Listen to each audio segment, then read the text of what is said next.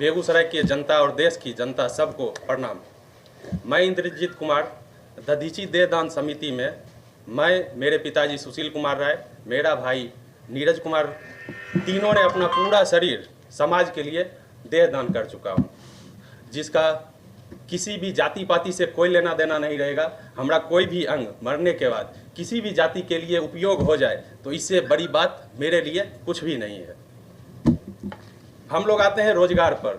जैसे बुखार को चेक करने के लिए एक थर्मामीटर होता है, तो हम लोग जो एक थर्मामीटर, ट्रेन को एक थर्मामीटर मान के चलते हैं। जब बिहार के मजदूर जब बाहर जाते हैं काम करने के लिए, और साल में 2 बार मुख्य रूप से आते हैं, एक बार दीपावली के आसपास छठ में और एक बार होली में, और उस टाइम मैं भी एक मजदूर रह चुका हूँ।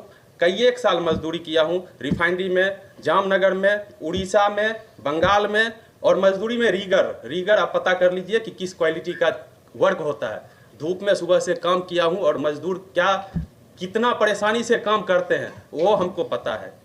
और हम इस समाज के लिए जो बढ़िया कर सकते हैं, हमको पता है कि यहाँ पे क्या कमी है, क्या गड़बड़ी चल रहा है, क्या समाज में परिवर्तन चाहिए, वो हमको सब कुछ पता है। हम अपना ड्यूटी करते हुए अपना पढ़ाई तैयारी किए थे। उस समय दादाजी रिफाइनरी एम्प्लॉय थे, लेकिन किसी कारणवश हम थोड़ा सा पछड़ गए थे, जिसके कारण हम घूम घूम के कई एक राज्य में ड्यूटी किए। और जब आने की बारी आती थी तो जिस तरह से बोरा बक्कू में कोच के आलू प्याज टमाटर को लाया जाएगा, उस तरह से ट्रेन में हम लोग कोच के आते थे। जब खुशी होती थी कि घर जाना है, लेकिन घर आने से पहले परेशानी ये होता था कि अब ट्रेन पर जब आने के लिए जब वहाँ पे खड़ा हो जाते थे तो पता चलता था कि इसमें हम घुस पाएंगे कि नहीं, और वो छटपटाहट लगा हुआ रहता था। और यही थर्मामीटर है कि जिस समय मेरे राज्य में ये 2 त्योहारों में भीड़ भाड़ कम हो जाएगा ट्रेन में, तो उद्योग धंधा हम समझेंगे मेरे राज्य में अब पूरा बढ़िया से चल रहा है। और सब नेता आते हैं और बार बार कहते हैं कि हम ये करेंगे, और ट्रेन का जो भीड़ है वो कंट्रोल नहीं हो पाता है। सबको बारी बारी से सत्ता मिल रहा है, लेकिन ट्रेन में उसी तरह से भीड़ हमारे राज्य में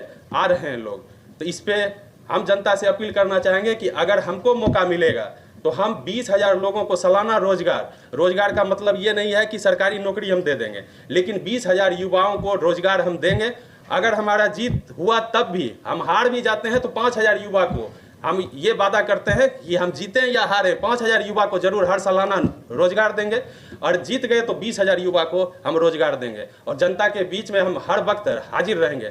देखिए, हवाई अड्डा जिसका मांग कई एक सालों से चल रहा है, और जब 2014 का इलेक्शन चल रहा था उससे भी पहले से चल रहा है कि हवाई अड्डा बेगूसराय में चाहिए। अगर हमको रोजगार बढ़ाना है तो हवाई अड्डा हमको चाहिए।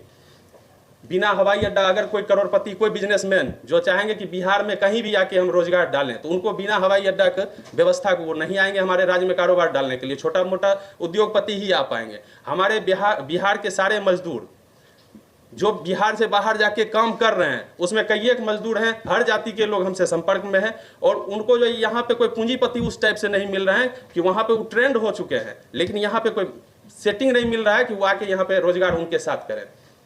और जैसे आपका विधवा पेंशन, वृद्धा पेंशन और विकलांगों का जो पेंशन है, दिल्ली में 3,000 है, हमारे यहाँ 400 क्यों है? इतना अंतर क्यों? एक देश 2 नियम। हमारे राज्य में कुछ चल रहा है, वहाँ पे कुछ चल रहा है, ऐसा क्यों चल रहा है? कांवड़ झील का विस्तारीकरण कई एक साल से चल रहा है कि हम लोग करेंगे, स्थिति वही रह जाता है, चेंजिंग कुछ नहीं हो पाता है। आपका ओवर ब्रिज जो है, अपने जिला में लगभग 10 से ऊपर ओवर ब्रिज का मांग है, जिसमें आप यहाँ तिलरत से लेकर चलिए, तिलरत रैक पॉइंट पर 5 मिनट के लिए अगर ट्रेन का फाटक गिरता है तो 5 मिनट में 100-200 आदमी खड़ा हो जाते हैं दोनों साइड से।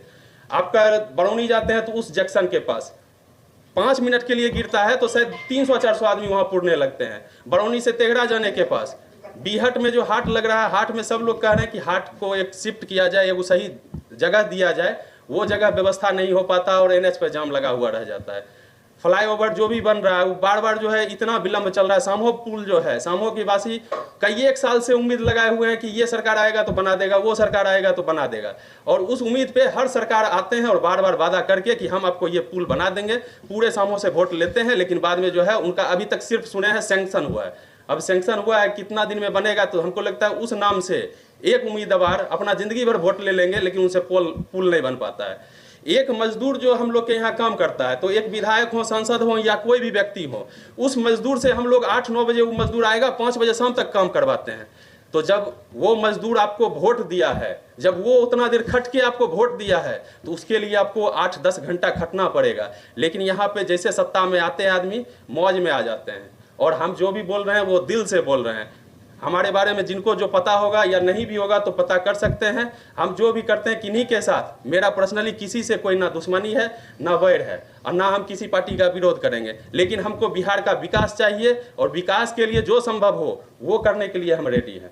बेगूसराय संसदीय क्षेत्र से मैं इंद्रजीत कुमार 23 तारीख को नॉमिनेशन करने के लिए जा रहा हूं, और बेगूसराय की जितना जनता, जिनको लगे कि आपके लिए इंद्रजीत खड़ा उतरेगा, वो सब आप जरूर आइए और हम आपका स्वागत करेंगे। और आपके ही भरोसे पर हम खड़ा हुए हैं, और उम्मीद है कि 1000, 2000, 4000 से ऊपर जनता जो मेरे साथ वहां पे नॉमिनेशन में जाएंगे। क्या मुद्दा क्या रहेगा? चुनाव का मुद्दा क्या है? क्यों लड़ना चाहिए चुनाव का तो सारा मुद्दा बताए सर, कि अगर मेरे ट्रेन में भर के आदमी आ रहा है, जब वहाँ कंट्रोल हो जाए, अगर छठ पूजा और दिवाली में उसमें भर के आदमी नहीं आएगा तो पता चल जाएगा कि मेरे पास रोजगार उपलब्ध है। नहीं तो हमको पता है कि वो रोजगार उपलब्ध नहीं है। और जीत हार की अलग बात है, हम हार भी जाएंगे तो 5000 युवा को रोजगार देंगे सालाना, और ये मेरा वादा है। जीतने हारने के बाद छोड़ दीजिए, और जीत जाएंगे तो 20000 से ऊपर युवा का सालाना रोजगार देंगे। कहाँ से क्या रोजगार मिलेगा? सरकारी नौकरी नहीं होगा, लेकिन रोजगार सबके पास होगा। इंद्रजीत जी, किसी राजनीतिक दल का परोक्ष या अप्रोक्ष रूप से आप लोगों का समर्थन भी मिल रहा है? सारे पार्टी तो अपना अपना समर्थन में अपना पार्टी से ही खड़ा करेंगे ना, वो हमको कैसे सपोर्ट करेंगे। लेकिन मेरे पास जो अभी तमाम पार्टी खड़ा हुए हैं, उनको छोड़ के जितना पार्टी थे कि नोटा हम दाबेंगे, वो सब मेरे पक्ष में है। जितना लोग थे जिला में कि हमको ये कोई नहीं पसंद है, हम नोटा दाबने वाले हैं, वो मेरे पक्ष में है। आपको क्यों लोग चुने?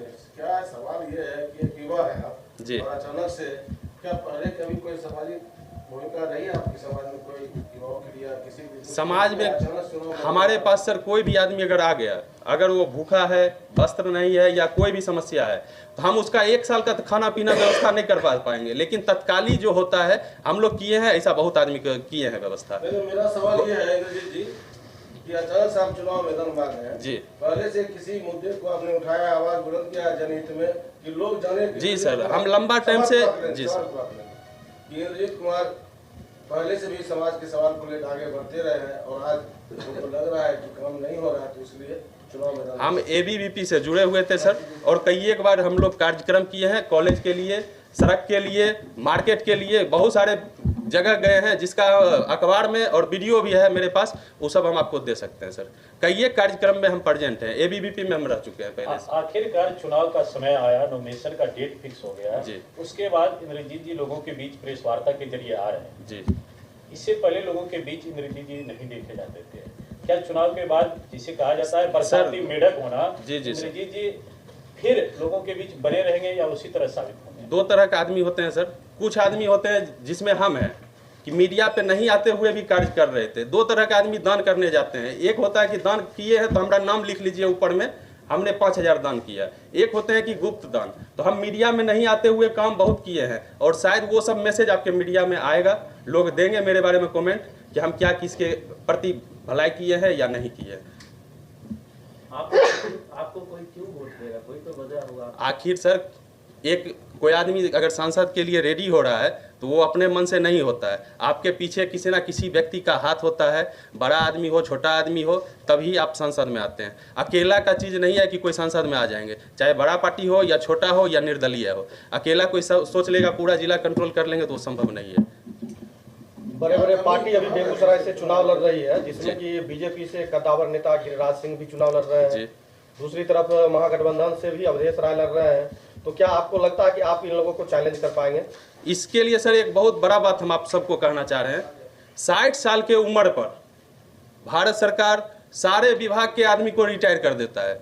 आपके फौज में रहे, मास्टर में रहे, इंजीनियर रहे, किसी भी विभाग में रहे, तो 60 साल पे रिटायर हो जाते हैं।